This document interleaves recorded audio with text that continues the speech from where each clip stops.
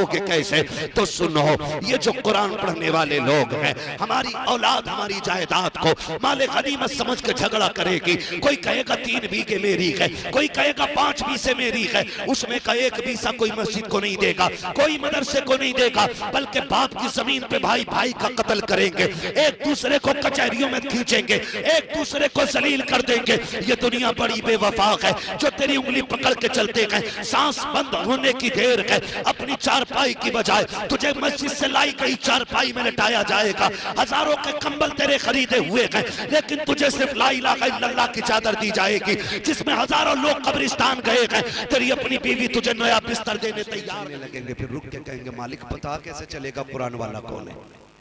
यहाँ तो आदम की उम्मत भी है, ईसा की भी है, मूसा की भी है, दानियाल की भी है, सारे नबियों की उम्मतें मौजूद हैं। अल्लाह कुरान वाले कैसे पहचाने जाएंगे?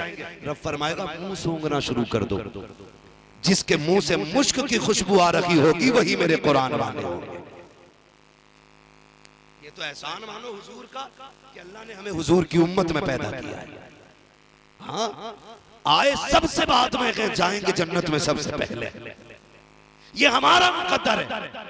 अल्लाह फरमाएगा मुंह सूंघो, फिर मुंह सूंघे जाएंगे। आइए आप भी कुरान वाले हैं, आप भी कुरान वाले हैं, सारे कुरान वाले इकट्ठे हो रहे हैं। मालिक जाना किधर है? ला के रब के सामने खड़ा किया जाएगा। कहा ना फरिश्तों, आज मेरी कुदरत के मुताबिक मेरे सामने खड़ा ना करो, मेरे अर्श के साए में खड़ा कर दो। या अल्लाह किस लिए? का सूरज की गर्मी नहीं देख रहे हो? मेरे बंदों ने बड़े दुख उठाए हैं। जब इन्हें चंदा खोर कहा जाता था तब ये मुस्कुरा के निकल जाते थे, जब इन्हें ज़कात खोर कहा जाता था तब गर्दन झुका के निकल जाते थे। कोई मुल्ला कह के जलील करता था तब ये चुप रहते थे, कोई मुल्ला जी कह के हकीर समझता था तब ये खामोश रहते थे। जब दुनिया इनको बैठ करके इन्हें खड़ा करके तमाशे बनाती थी तब इन्होंने मेरे कुरान के लिए सब्र किया था। जब लोग अय्याशियों में डूबे थे तब ये रातों में उठ के मेरा कुरान पढ़ते थे। जब दावतें होती थी इनके लिए चटाई बिछती थी, लेकिन अमीरों के लिए कुर्सियां पड़ती थी। आज इनकी शान दिखाना चाहता हूँ, सारे धूप में खड़े हैं लेकिन मेरे कुरान वाले अर्श के साए में खड़े होंगे। अल्लाह फरमाएगा सुनो, जो तुमने किया था वो तुम्हारी तरफ से मेरे लिए तोहफा था, आज जो मैं दे रहा हूं ये खुदा की तरफ से तुम्हारे लिए इनाम दिया जा रहा है। ये कुरान वाले लोग, ये कुरान वाले लोग हैं। अल्लाह सलामत रखे इन मदरसे चलाने वाले। हाँ, इनके लिए उठ के दुआएं मांगा करो, अल्लाह से रो के कहा करो अल्लाह ये कुरान वाले जिंदा रहे। अगर कुरान वाले नहीं होंगे ना तो फिर तुम्हें कोई काफी नहीं मिलेगा। हाँ, कोई तुम्हें फजल हक खैराबादी नहीं मिलेगा। ये मदरसे सलामत रहे तो आज भी काफी पैदा होंगे और फजल हक खैराबादी भी पैदा होंगे। ये देखने दारोगे।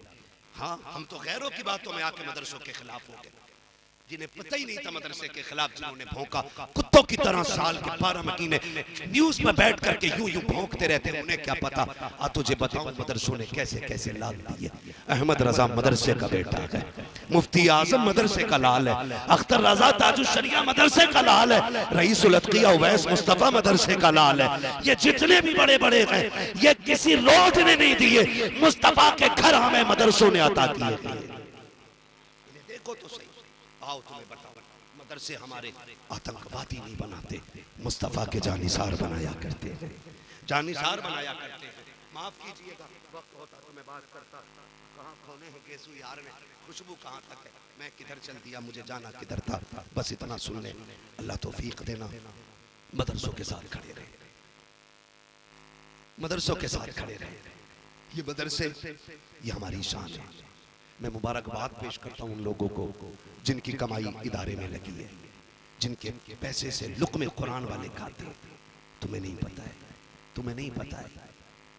हाँ, अबू बकर शिबली रहमतुल्लाहि तआला अलैह घर तशरीफ लाए, खाना बनाया बीवी ने। सुने जरा, तवज्जो है ना।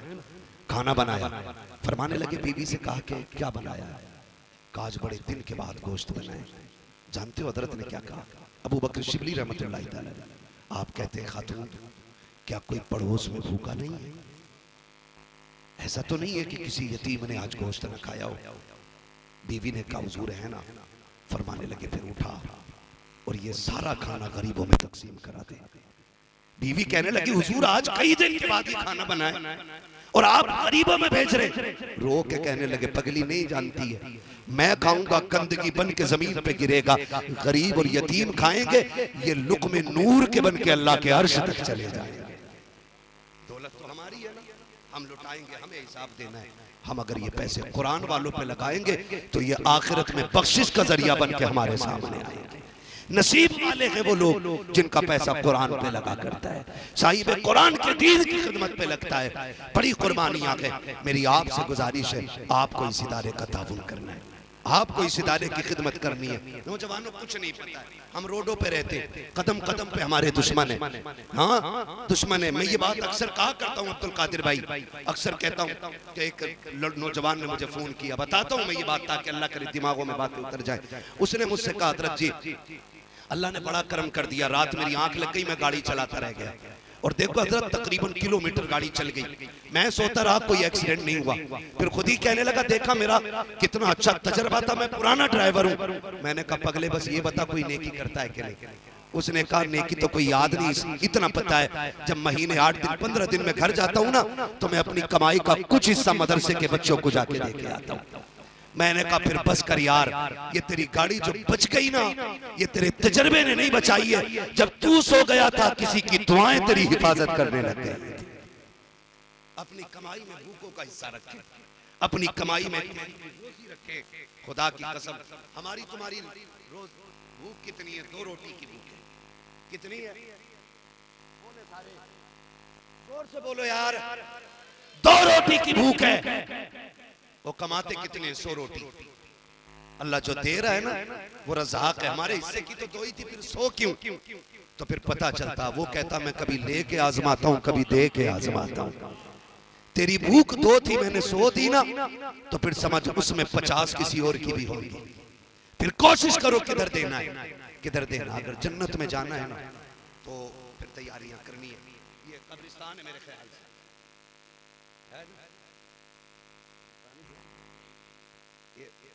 अगर मैं भी एक बंदे को भेजूं कि जाओ देख के आओ यहाँ कितनी कब्रों पे फूल पड़े, तो शायद एक कब्र पे भी फूल ना मिले।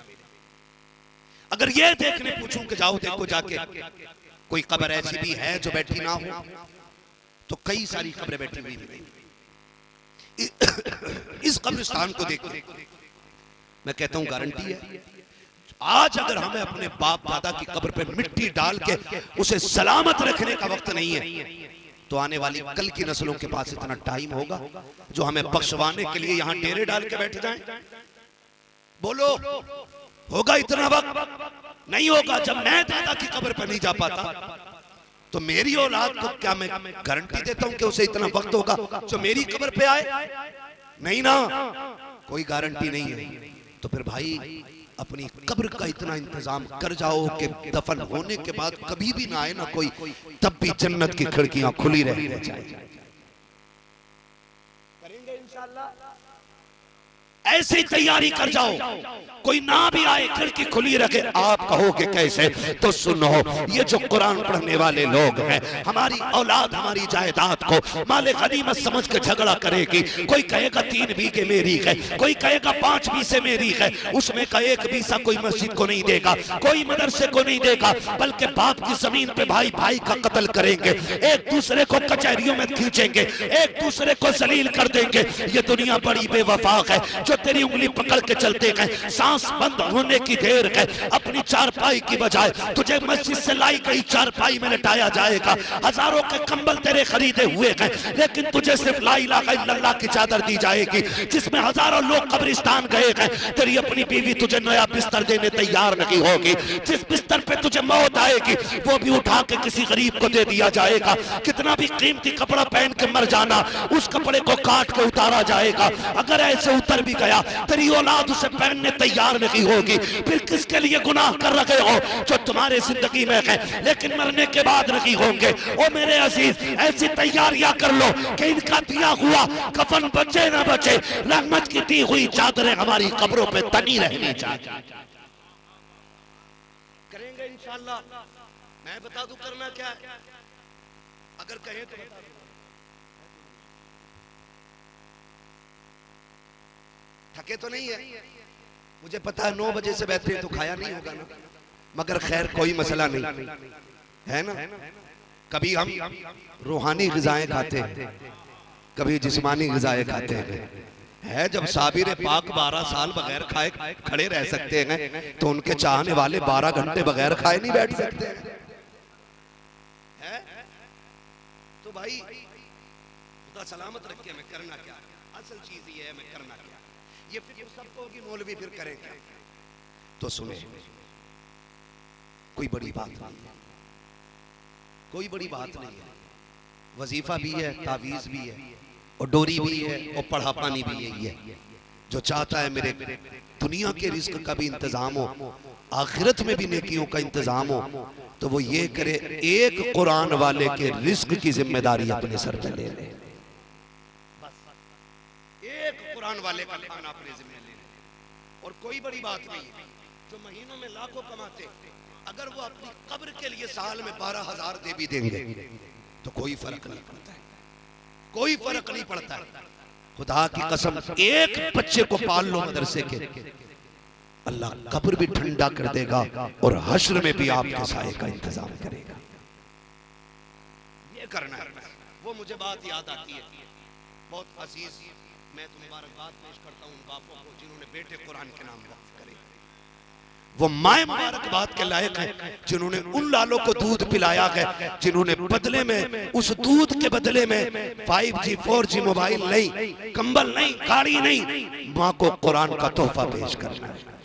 वो बहने मुबारकबाद के मुस्तहिक हैं जिन्होंने इन भाइयों की खिदमत की है जो बदले में हुजूर का दीन सीने में लेके घर जाएंगे।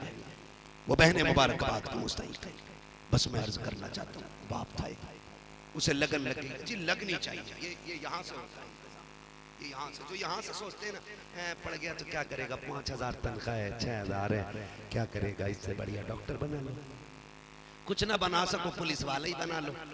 जो भी मोटरसाइकिल वाला पकड़ा जाता 20 रुपए तो दे ही जाता है ना? हाँ, दे ही जाता है ना भैया। बेटे को ना, सही बता रहा हूँ, जूते पॉलिश करना सिखाते ना पुलिस वाला। जिसका हो शौक हो जाने, लेकिन मेरी सोच ही है। और सारे भी खराब नहीं होते, सारे भी खराब नहीं होते। वर्दी में सारे गुंडे नहीं होते, कुछ अच्छे भी होते। सही कह रहा हूँ मैं आपको। बेटे को जूते पॉलिश सिखाना, लेकिन इस तरह वो आपने नहीं देखा। कोई अगर ईमानदारी से ड्यूटी करे तो ऊपर के गुंडे नहीं करने देते नीचे की ड्यूटी। ये हमारी कौम को सोचना पड़ेगा।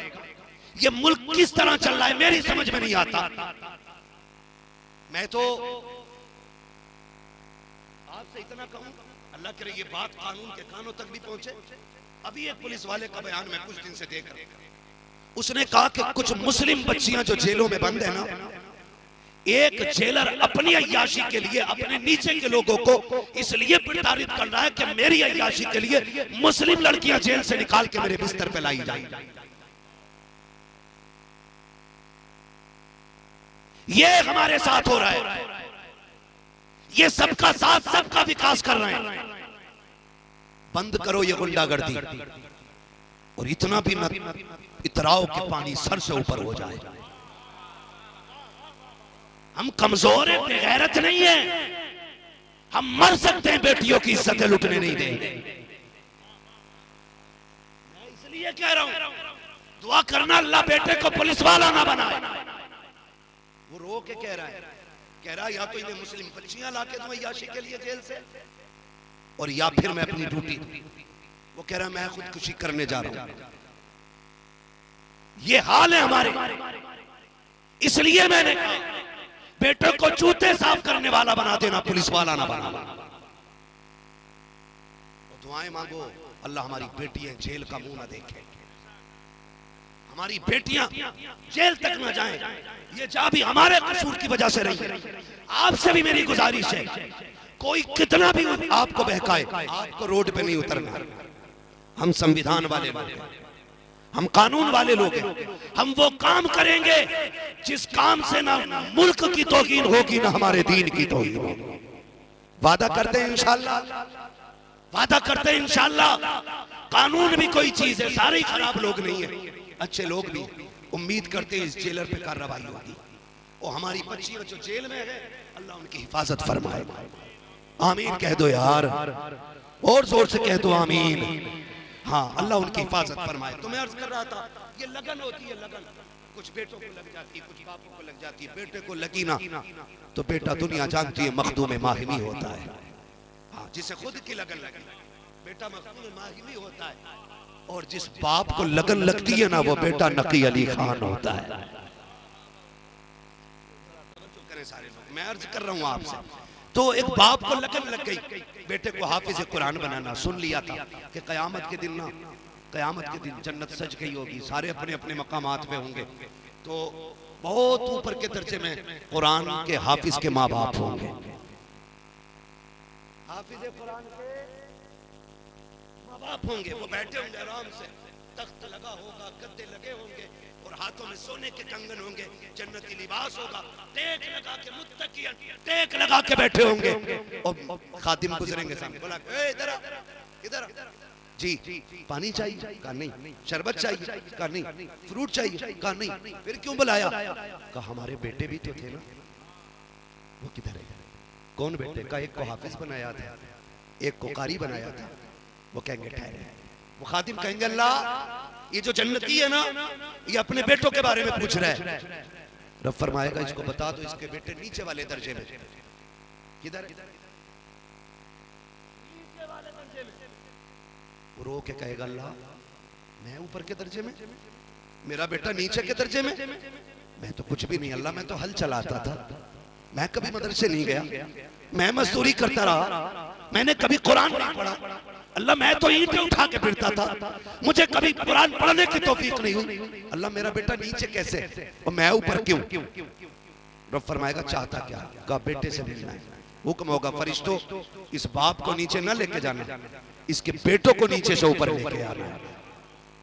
ये इज्जत दी जा रही है कुरान के कारी के बाप का, इसे नीचे नहीं लेके जाना, बल्कि बेटों को ऊपर लाया जाए। जब बेटे आएंगे, बाप बेटे मिलके बैठेंगे, कहेंगे या अल्लाह अब तो बता दे मुझे जन्नत क्यों दी? का तेरे बेटे की वजह से। का जिसकी वजह से मुझे जन्नत मिली है, इसका मकाम नीचे किस लिए है, मेरा मकाम ऊपर क्यों है? रब फरमाएगा बता, जब तू दुनिया से आया था तेरा बेटा कितने साल का था? वो कहेगा मालिक ये 20 साल का था। फिर बेटे से पूछा जाएगा जब तू दुनिया से आया है तो तू कितनी उम्र पा के आया? वो कहेगा मालिक 50 साल का। बाप बेटे के बगैर कितने साल गुजारे हैं? वो कहेगा मालिक 30 साल। अब रब बाप से कहेगा तुझे पता जब तू आया था तेरे अमाल खाली थे, हाथ खाली थे, लेकिन तू नहीं जानता कि जब तू दुनिया से आया था, तू तो दुनिया से चला आया, तेरा बेटा रमजान के महीने में रोज मुसल्ले पे खड़ा होता था, रोज अलहम्द पढ़ता था, रोज कुरान की तिलावत करता था। जैसे जैसे ये कुरान के कलमे जबान से अदा करता था,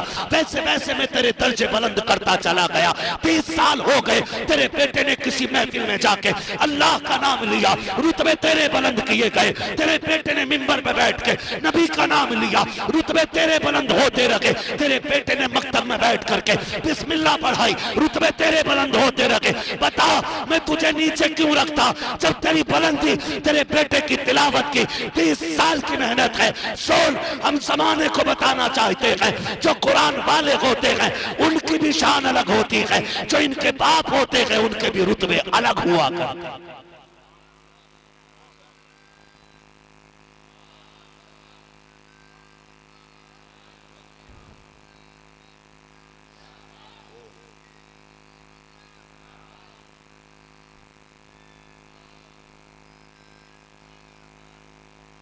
अल्लाह सलामत रखे सारे लोगों को।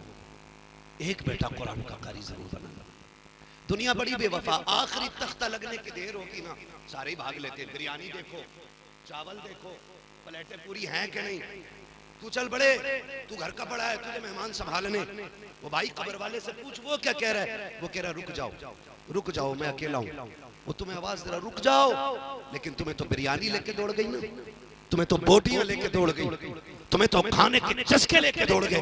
हुजूर फरमाते हैं कोई इंतकाल कर जाए ना तो जिम्मेदारी अहले खाना की कि वो इतनी देर, जितनी देर में ऊँट ज़िबा करके खाल उतार के बोटी बना के 7 हिस्सों में तकसीम की जाए, जितना वक्त उसमें लगता उतनी देर कब्र पे बैठना चाहिए ताकि मरने वाले को आपसे उनसियत महसूस होती रहे। बड़ी बेवफा दुनिया है। धूप तेज हो ना, धूप तेज हो, अरे यार जल्दी करो इमाम साहब जल्दी करो, रुका नहीं जा रहा, अभी इधर छत में भागेगा, पेड़ के नीचे, नहीं दुआ करो, ये 2 मिनट नहीं रुक सकते। और इनकी दावत करो तो ये 3 घंटे बैठे रहते हैं। ठीक है कोई बात नहीं, आने दो ना, नान खटाई तभी खा लेंगे। 3 घंटे बैठा है भूखा, तभी से धूप तेज नहीं लगती है, तभी से प्यास का एहसास नहीं होता। उसकी दावत खाने के लिए 3 घंटे बैठे रहे, उसकी कब्र पे 5 मिनट नहीं रुक सकते हम लोग। ये दुनिया बड़ी बेवफा है। मैं हाफिज कुरान के माँ बाप से कहूंगा, भाइयों से कहूंगा, अहले खाना से कहूंगा, ये बच्चे पढ़ गए ना तुम्हारे, इनकी उम्मीद न रखना कि इनकी कमाई खानी है, इनसे काम लेना, इनकी छुट्टी कर दो कि बस तुझे कुरान के साथ रहना है, कुरान को तेरे साथ रहना है, बस ये कर, तुझे कुरान के साथ रहना, कुरान को तेरे साथ रहना है। और इनसे कह देना सुन, हमने तुझे दुनिया के लिए नहीं पढ़ाया, हमने तुझे कब्र के लिए पढ़ाया है, कब्र के लिए पढ़ाया। मैं इन हाफिजों से भी गुजारिश करूंगा, सुनो, जैसे तुम्हारे बाप है, मेरा भी बाप है, सबके माँ बाप है, हम जानते हैं बाप कितने मसरूफ होते हैं।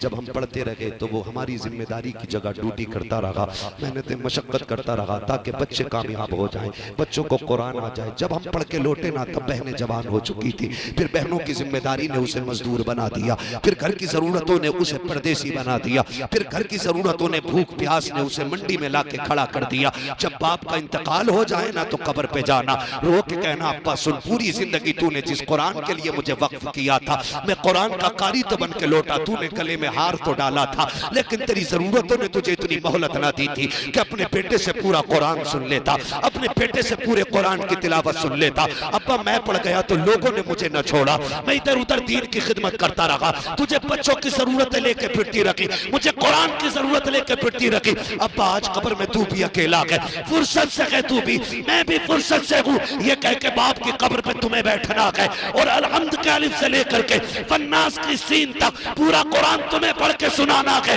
मेरा ईमान कहता है कब्र पे अजान हो ना हो, अगर पूरा कुरान तुम पढ़ दोगे, अल्लाह कुरान मुकम्मल होने से पहले तुम्हारी बाप की कब्र को जन्नत की एक क्यारी बना डाले। ये तुम्हारी ड्यूटी है, ये हाफिजों की ड्यूटी है कि बाप के इंतकाल के बाद उन्हें बाप की कब्र पे पूरा कुरान पढ़ना है। मेरे ऊपर ना छोड़ देना, मैं खाली टाइम मेरे ऊपर ना छोड़ देना, मैं धोखा दे के निकल सकता हूँ, लेकिन तुम्हें बैठना है, तुम्हें बैठना है। वो कहा था बेटे को कुरान पढ़ाना, लेके मदरसे गया, मदरसा ज्यादा बड़ा नहीं था, मैं तो हजरत का इदारा देख के हैरत में हूँ, इतनी छोटी इमारत और इतना बड़ा काम, सुभान अल्लाह, बोल दो यार सुभान अल्लाह।